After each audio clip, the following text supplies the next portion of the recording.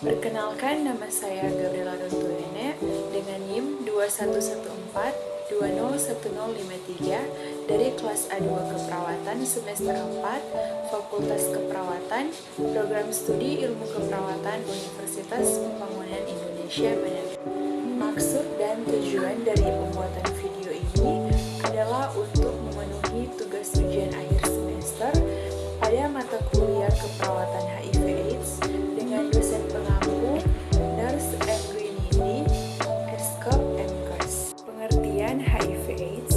HIV atau Human Immunodeficiency Virus adalah sejenis virus yang menyerang sistem kekebalan tubuh manusia dan dapat menimbulkan AIDS. HIV menyerang salah satu jenis dari sel-sel darah putih yang bertugas menangkal infeksi. AIDS adalah singkatan dari Acute Immunodeficiency Syndrome yang berarti kumpulan gejala atau sindroma akibat menurunnya kekebalan tubuh yang disebabkan infeksi virus HIV. Tubuh manusia mempunyai kekebalan untuk melindungi diri dari serangan luar seperti kuman, virus, dan penyakit. AIDS melemahkan atau merusak sistem pertahanan tubuh ini sehingga akhirnya berdatanglah berbagai jenis penyakit lain. Penyebab dari HIV/AIDS ini adalah infeksi oleh virus HIV yang menyerang sistem kekebalan tubuh sehingga sel-sel pertahanan tubuh makin lama makin banyak yang rusak. Penderita infeksi HIV menjadi sangat rentan terhadap semua bentuk infeksi. Pada tahap akhir, penderita tidak bisa tahan terhadap kuman-kuman yang secara normal bisa dilawannya dengan mudah. Gejala dari HIV/AIDS ini bervariasi tergantung pada kekebalan tubuh individu masing-masing dan tahap penyakit HIV/AIDS yang sedang diderita. Tahap awal gejala HIV/AIDS dalam waktu antara 2 sampai 4 minggu setelah infeksi virus HIV, kebanyakan penderita akan mengalami gejala mirip sakit flu, bisa juga digambarkan sebagai sakit flu terburuk yang pernah diderita. Gejala awal ini disebut dengan sindrom retroviral akut atau infeksi HIV primer. Dan gejala ini merupakan respon alami tubuh terhadap infeksi virus HIV. Selain seperti menderita flu parah, gejala awal lainnya berupa demam atau gejala HIV/AIDS yang paling umum, kemudian pembengkakan kelenjar, sakit tenggorokan, ruam, letih lesu, nyeri otot dan sendi, sakit kepala, kedinginan, dan penurunan berat badan. Kapankah seorang terkena AIDS? Istilah AIDS ini dipergunakan untuk tahap infeksi HIV yang paling lanjut.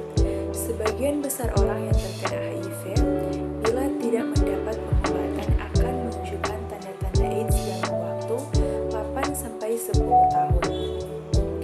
AIDS diidentifikasi berdasarkan beberapa infeksi tertentu yang dikelompokkan oleh Organisasi Kesehatan Dunia atau WHO. Yang pertama, tahap 1, penyakit HIV tidak menunjukkan gejala apapun dan tidak dikategorikan sebagai AIDS. Yang kedua, meliputi infeksi-infeksi saluran pernafasan bagian atas yang tak kunjung sembuh. Tahap ketiga, meliputi diare kronis yang tidak jelas penyebabnya yang berlangsung lebih dari 1 bulan, infeksi bakteri yang parah, dan TBC paru-paru. Yang keempat, meliputi penyakit parasit pada otak atau toxoplasmosis, infeksi jamur Candida pada saluran tenggorokan atau candidiasis saluran pernafasan atau trakea, batang saluran paru-paru atau bronchi.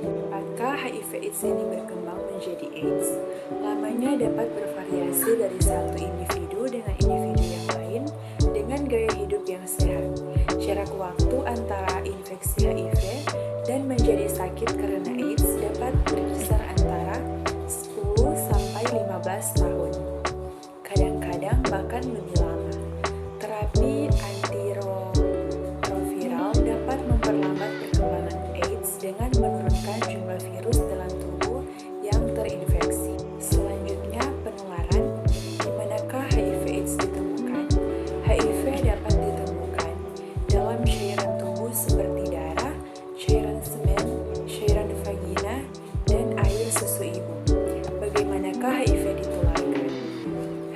dapat ditularkan melalui beberapa cara berikut, yaitu yang pertama, penularan secara seksual.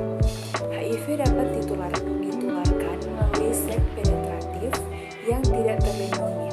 Yang kedua, penularan melalui pemakaian jarum suntik yang bergantian. Yang ketiga, penularan dari ibu ke anak. HIV dapat ditularkan ke anak selama masa kehamilan pada proses persalinan dan saat menyusui. Pada umumnya terdapat 15-30% risiko penularan dari ibu ke anak sebelum dan sesudah kelahiran. Dan yang keempat, penularan melalui transfusi darah.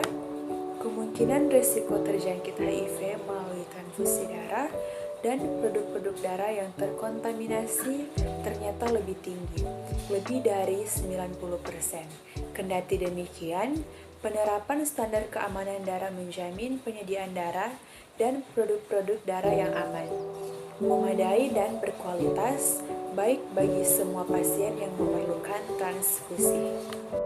Kemudian, penularan HIV/AIDS dan virus-virus sejenisnya umumnya ditularkan melalui kontak langsung antar lapisan kulit dalam atau membran mukosa atau aliran darah dengan cairan tubuh yang mengandung HIV, seperti darah, air mani, cairan vagina, cairan plasmina, dan air susu ibu. Penularan dapat terjadi melalui hubungan intim atau vaginal, anal, ataupun oral. Transfusi darah, jarum suntik yang terkontaminasi antara ibu dan bayi selama kehamilan, bersalin atau menyusui, serta bentuk kontak lainnya seperti cairan-cairan. Dan selanjutnya, pencegahan.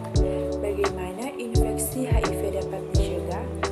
Penularan HIV dapat dicegah dengan yang pertama, berpasangan seks, menghindari perilaku seks bebas, dan tetap setia pada pasangan atau tidak berganti-ganti pasangan atau melakukan seks secara aman.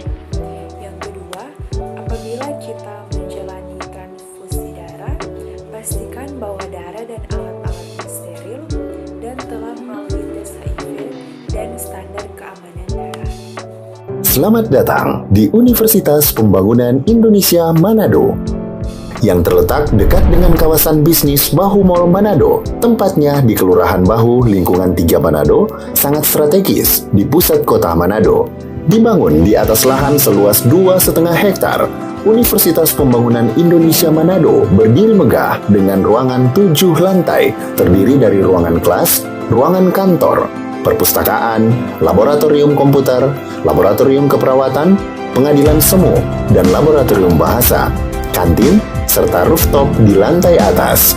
Universitas Pembangunan Indonesia Manado memiliki 6 fakultas dengan program studi, yaitu Fakultas Pertanian, Prodi Agribisnis, Fakultas Hukum, Prodi Hukum, Fakultas Teknik, Prodi Teknik Elektro dan Teknik Sipil, Fakultas Ilmu Sosial Ilmu Politik, Prodi Ilmu Politik, Fakultas Sastra, Prodi Sastra Inggris, Fakultas Keperawatan, Prodi Ilmu Keperawatan, dan Profesi Nurse.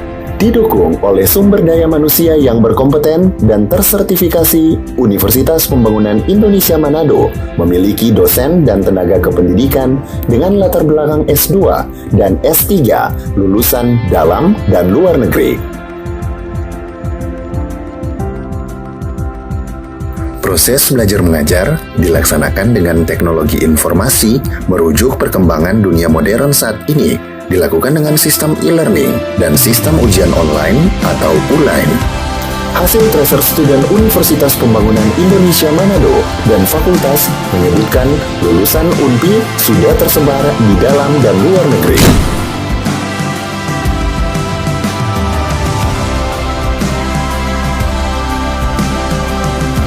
Selamat bergabung putra-putri terbaik bangsa. Kembangkan dirimu, raih cita-citamu setinggi bintang di langit. Kami siap menghasilkan generasi terbaik dan pemimpin di masa depan.